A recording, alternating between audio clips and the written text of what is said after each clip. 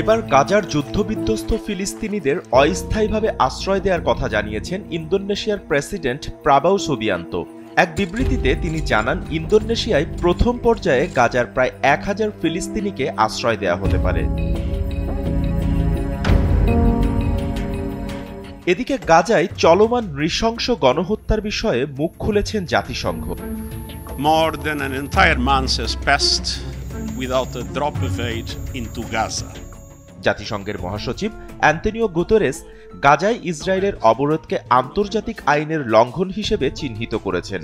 তিনি বলেছেন, 1 মাসেরও বেশি সময় ধরে চলা এই অবরোধের কারণে গাজার পরিস্থিতি অত্যন্ত বিপজ্জনক হয়ে উঠেছে।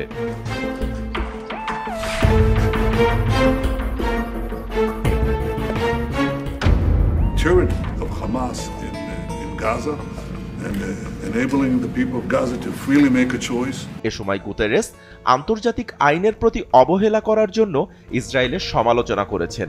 8 এপ্রিল তার বক্তব্যে তিনি জেনেভা কনভেনশনের 55, 56 ও 59 নং অনুচ্ছেদের উল্লেখ করেন, যেখানে বলা হয়েছে, দখলদার রাষ্ট্রগুলোর দায়িত্ব হচ্ছে তাদের অধীনে থাকা জনগণের খাদ্য ও চিকিৎসা সেবা নিশ্চিত করা।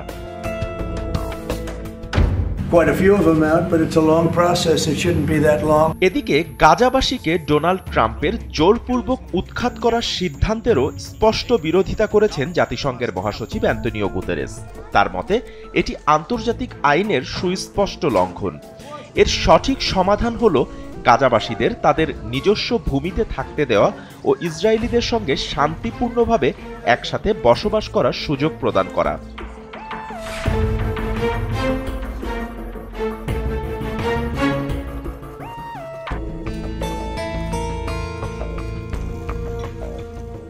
তবে কে শোনে কার কথা? গাজার মানুষের উপর নৃশংস গণহত্যা চালিয়ে হয়তো তাদের জাতিগতভাবে নির্মূল করে দিবে ইসরায়েল, অথবা তাদের অন্য কোথাও গিয়ে বসবাসে বাধ্য করবে তারা। আর এই বিষয়টিতে ইসরায়েলকে সম্পূর্ণ শেল্টার প্রদান করে যাচ্ছে আমেরিকা। ফিলিস্তিনিদের দাবিগুলোকে আনুষ্ঠানিকভাবে সমর্থন করছে আরব দেশগুলো। তবে নিরাপত্তা এবং আঞ্চলিক ও গোষ্ঠীগত উত্তেজনা মধ্যপ্রাচ্যের বিভিন্ন অঞ্চলে থাকা ফিলিস্তিনিদের সঙ্গে দেশগুলোর সম্পর্ক জটিল করে তুলছে। এতে দেখা দিয়েছে রাজনৈতিক ও সাময়িক সংকট। বাপ্পি খান, এসএ টিভি ডিজিটাল।